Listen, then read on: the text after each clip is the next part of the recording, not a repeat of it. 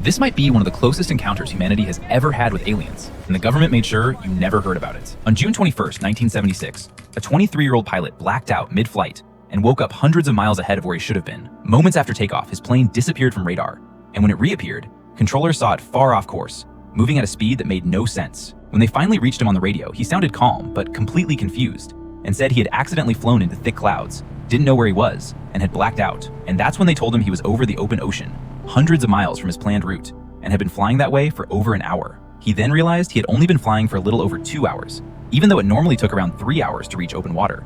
And when he checked the fuel gauge, it still showed 3/4 full, even though he shouldn't have had enough fuel to get anywhere near the ocean. When he finally landed, officials were already waiting, and instead of letting him leave, they took him straight to a hospital, where a drug test came back clean, and a psychologist evaluated him and confirmed he was fully sane. When the recording was played back, the voice indicated the pilot was speaking, but not by his own free will, and that he was being used only as a microphone, and that it didn't matter who they were or where they came from, only that they were beings from the same universe, and that humanity was not alone. The message warned that humans were the only intelligent species known to destroy each other through war, and that if this continued, humanity was heading toward nuclear catastrophe. And then, at exactly 11:30, the transmission stopped, and Raphael woke up with no memory of any of it. Soon after the incident, the case was quietly taken over by authorities.